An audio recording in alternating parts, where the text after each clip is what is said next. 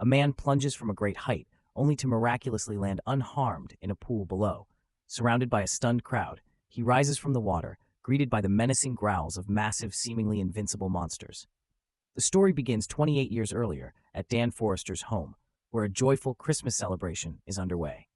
Dan, a biologist struggling to find work after serving in Iraq, carries the weight of his troubles, but refuses to let it dampen the festive mood for his family.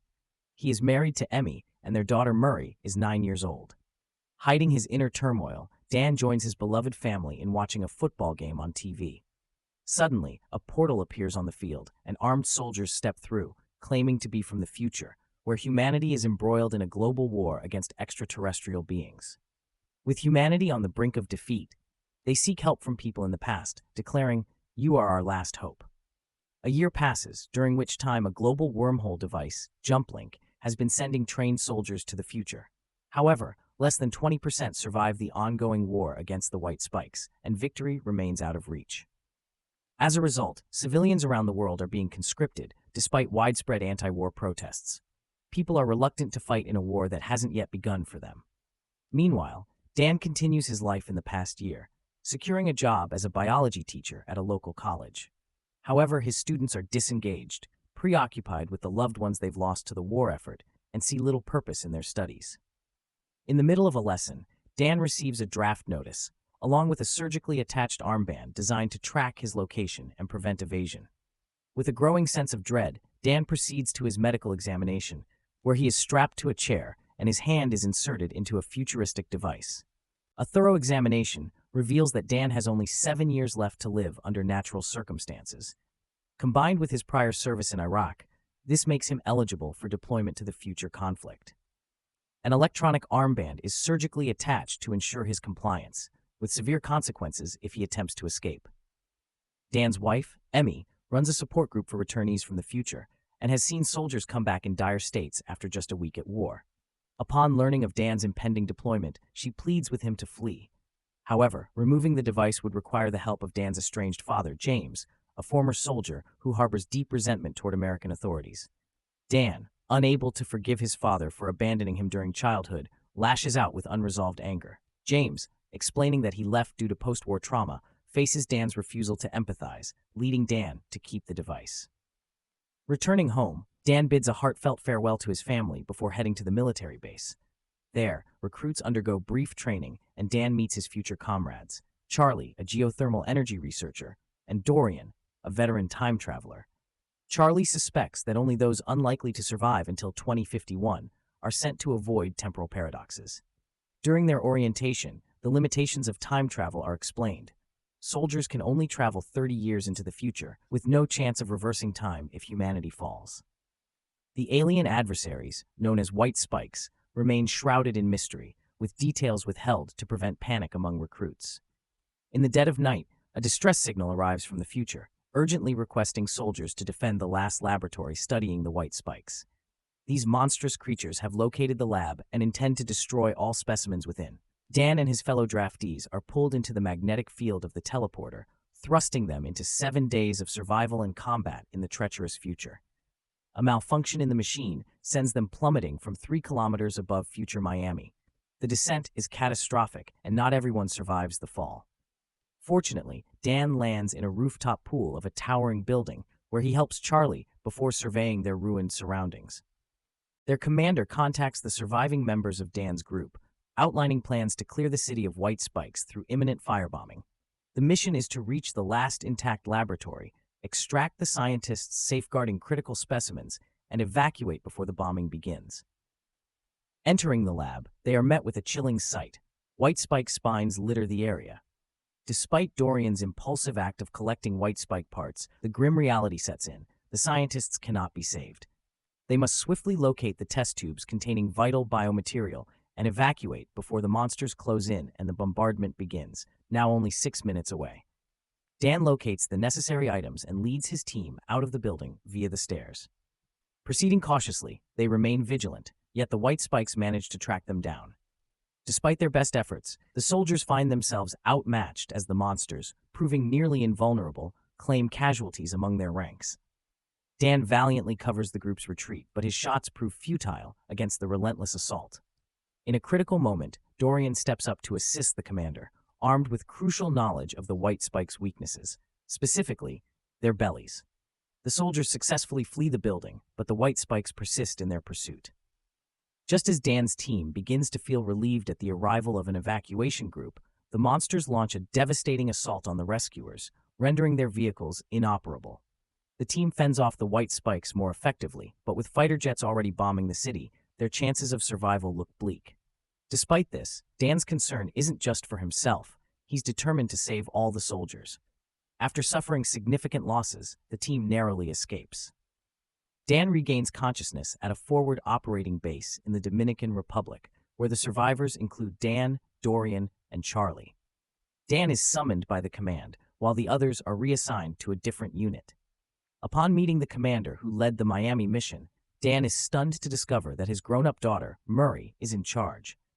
Though she expresses gratitude for Dan's bravery during the mission, there's an underlying tension in their reunion. As a colonel focused on bioresearch, Murray has little time for sentimentality, especially with humanity facing imminent extinction.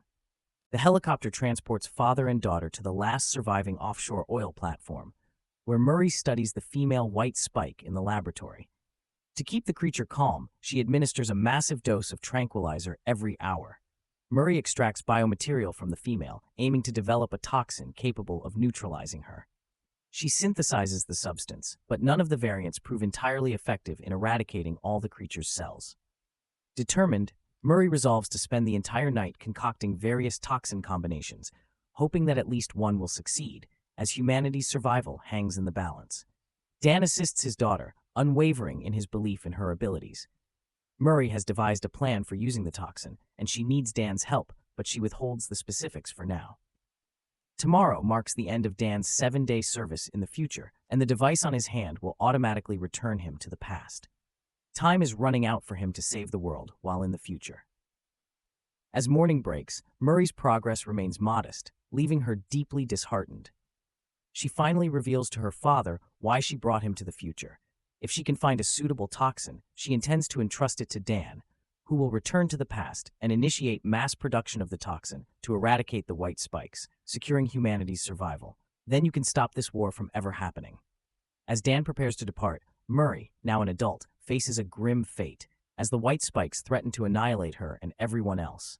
Dan vehemently opposes such a cruel outcome, but with no other viable options, he relents. Finally, Murray succeeds in synthesizing a potent toxin capable of vanquishing both male and female White Spikes. However, just as she completes the toxin, the Queen awakens and summons the males, who converge on the base from all directions, breaching the defenses amidst the chaos. The soldiers defend the base as Murray retrieves the vial of toxin, preparing to evacuate with Dan via helicopter. With only 8 minutes remaining until Dan's automatic return to the past, they must act quickly. Despite the White Spikes breaching the building and devastating the laboratory, Dan, Murray, and the precious toxin make their way to the helicopter amidst fierce resistance, fighting off the relentless onslaught of monsters. As the countdown to Dan's return to the past reaches 4 minutes, tragedy strikes. Murray is hit by a White Spike. Dan supports his wounded daughter, helping her reach the helicopter pad, but an explosion renders all helicopters inoperable, leaving Murray unable to continue. With tears in her eyes, Murray seeks forgiveness from Dan for everything she said during their tumultuous journey. She expresses her love for her father and reminisces about the happiness of their childhood memories. Entrusting the toxin to Dan, Murray makes one final request. You need to make sure this never happens. In a heart-wrenching moment, a White Spike lunges at Murray, engulfing her in the creature's gaping maw. Dan, driven by an instinctive need to protect his daughter, makes a desperate leap after her, only to be whisked back to the past at that very instant. Haunted by grief and despair, Dan finds himself shattered and unwilling to entrust the precious toxin to anyone. To his dismay, he learns that returning to the future is no longer an option, signaling the triumph of the White Spikes. Upon reuniting with his family, Dan grapples with profound loss and a newfound determination to safeguard his daughter's future.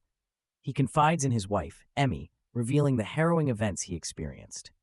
Emmy agrees they must uncover the White Spikes' initial arrival on Earth and eradicate them without delay. With no reported landings in 2048, they surmise the White Spikes must have arrived earlier. Pooling their resources, Dan seeks out fellow survivors Dorian and Charlie.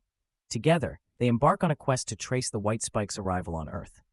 Utilizing Dorian's White Spike claw and Charlie's expertise in soil research, they unearth clues pointing to a volcanic eruption on the China-Korea border in 946 AD. The volcanic ash preserved under the ice suggests that the White Spikes arrived 2 millennia ago and remained dormant until the ice melted in 2048. Now, Dan's team faces an urgent need to reach Russia and neutralize the White Spikes. However, the American government declines to offer assistance, redirecting all efforts toward quelling the riots among the relatives of those who did not return from the future war.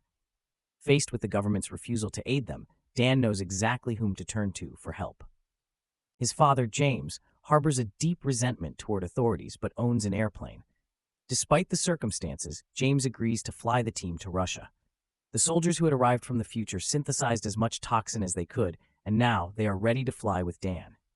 Upon arrival, the group procures snowmobiles and begins scouring the icy terrain for any signs of geothermal anomalies. After an arduous search, they stumble upon a peculiar magnetic field. With determination, the friends blast through the ice and uncover a cave housing an alien spaceship. A palpable sense of unease grips them, knowing that real horror lies within. Nevertheless, the team resolves to take immediate action. James and Charlie remain outside to intercept any monsters attempting to flee the ship, while the others venture inside. Surprisingly, the vessel is not under White Spike's control, but operated by another alien race. It appears they were transporting White Spikes as a weapon of mass destruction to another planet. As the group explores further, they discover cocoons housing dormant White Spikes. Swiftly, they inject the creatures with toxin. Despite their protests and squirming, the White Spikes succumb to the toxin's effects, leaving the remaining ones sensing danger and stirring within their own cocoons. Unfortunately, the team fails to contain them in time, and some break free from the ship.